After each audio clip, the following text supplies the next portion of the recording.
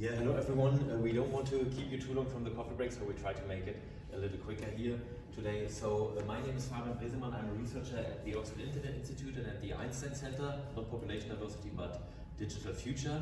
And I'm here with my colleague Judith Kohlenberger, also an associated member at the ECDF, the Digital Future Einstein Center, and researcher and lecturer at Vienna University of Economics. And what we want to talk about today is migration. We want to talk about migration and how it is possible, hopefully, in the future to model migration, conflict-induced and not conflict-induced, as well as refugee flows, and turn all of this into an agent-based model to come up with more realistic scenarios, more realistic expectations about what is going to happen in the future, how are migration flows developing. We are here focusing on Europe only. So our agenda is really this. So first, we're going to talk about the status quo migration, which is Judith's part, and then very briefly my part on modeling migration across as a complex system. So here we go. Thank you very much, Fabian. So I'm a sociologist by training, and I would like to give you, next to the grand challenges, the really grand picture that we are trying to address with our modeling. And some of the issues were already touched upon by Naika Furutan's really excellent keynote speech yesterday. She focused very much, if you remember, on regular migration, also on migration control, which is actually much more of an issue, both when it comes to discourse level, but also policy, is irregular migration flows, because they are notoriously hard to prognose and to expect, right, to measure and to model for policymakers. So what do we have? We have two great challenges here. Sorry, I'm starting with this. This should be challenge number one, sorry. That European migration policy is actually in a chronic state of crisis. And I mean, if you're following along the news over the last decades, really, you know what is meant by this. So what we're seeing is an overall very unequal distribution system of asylum seekers across Europe. We see secondary migration because of that, a lot of overload, many inconsistencies in asylum making decision, which means that the 27 EU member states are very differently affected by irregular migration flows. This actually has led to what we call a race to the bottom among the EU member states. So each member state tries to lower standards in order to incentivize refugees to move to another member state where the conditions might be better. And this in turn has led to an erosion of both social and human rights, and especially also European law, where there is hardly any possibility for sanctions because so many member states have been joining in this race to the bottom, right? We call this a border spectacle, a term framed by Nicolas de Geneva, describing what is happening as a symptom of all of this at EU's external borders, which is a lot of violence, many deaths per year recorded of people trying to cross, a normalization, I would say, of this brutalization, and many human rights infringement. The question is, how much will the reform of the common European asylum system actually be able to change? So that is the one challenge we are addressing. The second challenge is sort of looking internally, and here we are on a discursive level, and I think that's just as important because, again, Naika pointed this out yesterday, we do see decreasing numbers of asylum seekers arriving in Europe, mainly for various geopolitical reasons and externalization of migration control. But this so far has not led to an easing of the overall migration debate. Rather, if you turn to political media debates, there is even more heated discussion going on. Also, numbers of irregular arrivals are very low, historically low actually, and it has not led to a stop of this rise of the populist wave across Europe, right? So there seems to be kind of a disconnect, right? People, especially parties of the sort of center, tended to promise we need to get the numbers down and then we can fight populism. This has not happened. The numbers are down, historically low, but populism is still on the rise. So this is a question, why is this happening? And one reason is the focus has shifted very much from the flows of migrants into Europe to the stock of migrants. So also migrants, people who have been here for decades, for generations really, who themselves didn't even migrate, but it was their parents perhaps who migrated. But the debate as such is very much focusing on issues of integration, diversity, what we translated rather poorly as foreign infiltration. In German, there's a great term for this, which is again gaining traction. Überfremdung, Überfremdungsgefühle. You know, what is this high degree of diversity and heterogeneity doing to us as a nation? Who is us, and what is this identity we're talking about? This is all very much in the spotlight, I would say. At the same time, what we are seeing is that migration serves as a magnifying glass, making structural problems in all other related policy areas appear much greater. Yeah? So you already have pressure and a not so great situation in schools, and then you add the inflow of refugee kids who might need additional attention, and this actually exacerbates problem. What also this means is that we've seen in the past that it is migration policy that is addressed to actually solve structural problems in housing, in social policy, in educational policy, and so on. In sociology, we call this a regime shift, right? So we shift the focus from all the other policy areas single-handedly on migration, and this is the prism we use to look at it. Yeah? Add to this the poly crisis, right? So this is one of the grand challenges in the back. And I think it's important to connect these two dimensions, really. We know that this world of rapid transformations we live in leads to a general feeling of loss of control, of feeling foreign in a world that you live in because it's so rapidly changing. And populist parties are very apt at focusing this general loss of control, feeling overwhelmed, on migration only. Yeah, promising once we sort of get rid of this high migration inflows, once we return to a supposedly more homogeneous past, right, make America great again, then you will no longer feel that overwhelmed, you will no longer feel that lost, and so on, right? That's the great promise in the background. I mean, grantedly, of course, I don't know any country that has ever been completely homogeneous in terms of its population. You know that migration is as old as mankind, but still, it's part of the promise and it's working. And secondly, very importantly, what this also connects is to a general tendency to more isolationism. Yeah? So looking inwards, also with the trade wars and everything, we see that there is a high degree of protectionism. And this is coupled or mirrored on the individual level by, as you know, an epidemic of loneliness. Even young people feeling very lonely, highly individualized. There's less collectivism here. But this also means this inward looking is sort of a great trend.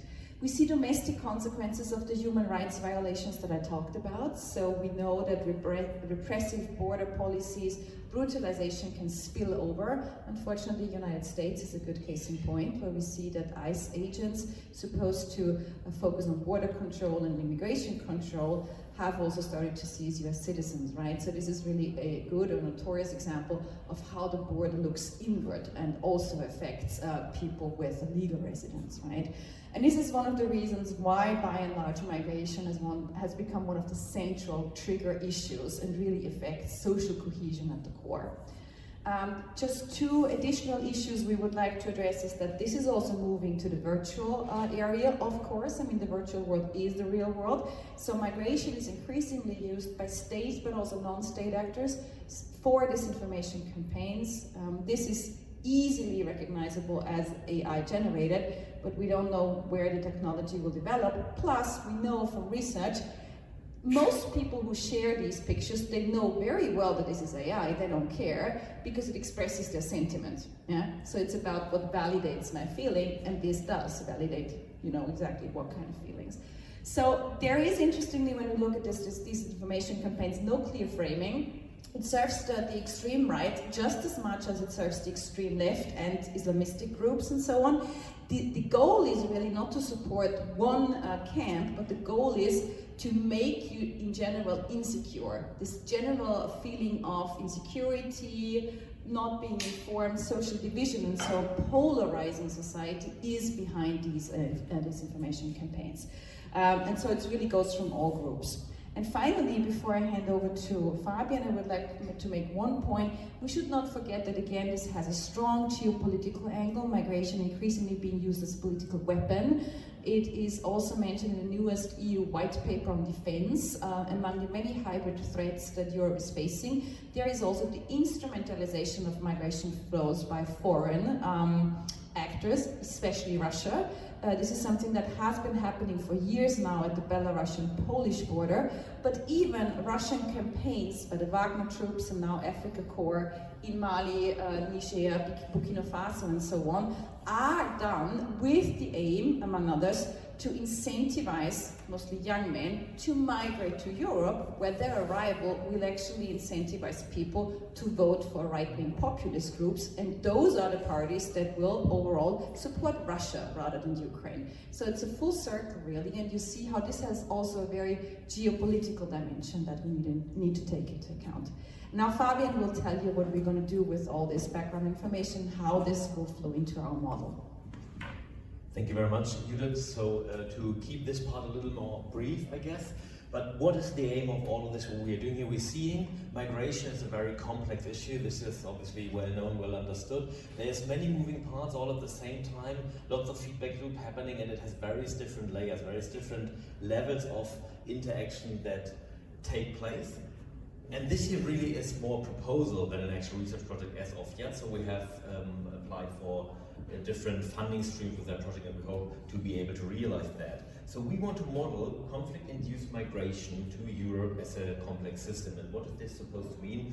Very briefly, for those of you who are not from the field of complex systems, what is a complex system? A complex system is one where interaction play a decisive role. So this is an ecosystem here. You can see there's rabbits and foxes, and they are entangled with one another in an interaction. If there's more rabbits, then there can be more foxes. If there's fewer rabbits, then there can be fewer foxes. Of course, this is all part of a larger ecosystem with various other animals, plants, and so on and so forth. So a complex system is one where the state of the overall system is the result of the interaction of the system's individual elements.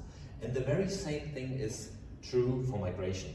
The overall state of migration, so the number of people in a given country, we talked about the state of migrants, we talked about flows of migrants. Obviously, they depend on various different things. Among other things, maybe how many people are already in the country, as well as political factors, economic factors, demographic factors.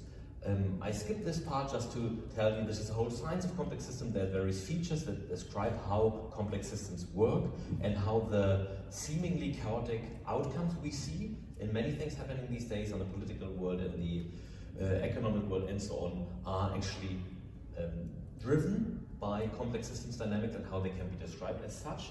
And what we want to do is, as a very first step, really to start this whole process, is a datafication process. There is different data sets available on conflicts. One very famous one is the ACLED conflict database. It just measures the number of casualties, the number of people dying in state or non-state violence. There is obviously different migration regimes we know from Europe. We have the extreme cases maybe of Hungary these days, or Poland up until very recently, as well as others. We have lots of socioeconomic data available as well as demographic data available, and our idea with that project is to bring all of this together and then try to analyze the effect different conflicts over the past couple of decades had, and turn all of this into a multi-layered, a so-called multiplex network model. And on top of all of this, bring it into a computer simulation, and our inspiration is climate models. There's these days evidence-based, not some made-up models, but actually evidence-based climate models such as this one here. You can find it online, it's called En-ROADS, and it would allow you to pull or push these bars here into different directions, these levers into different directions, and then see what the effect would be of certain policy measures on the overall global warming. So there is already a goal defined in terms of climate change. Obviously, we want less global warming, and the way it is measured is the temperature in degrees Celsius, and there's various policies. And we want to get to a similar state with migration studies, just to understand better that this is a process with many interacting moving parts, and that this is a process that will not, as some right-wing populist parties suggest, can just be turned off as if it was just, a door that you close, but instead it is a complex system with many moving parts. And the overall idea of what we're doing is we want to better emphasize, better quantify migration trends in the 21st century, and then also derive counterfactual scenarios to get a better understanding of what is actually in the control of policymakers, what is in the control of actors to shape these flows, and also through all of this develop new perspective and hopefully more humane policies of migration. And with this, we want to say thank you very much for your attention. Thank you so much. Fingers crossed for this expert. Hopefully the grant gets through. Are there any questions before we start the coffee break?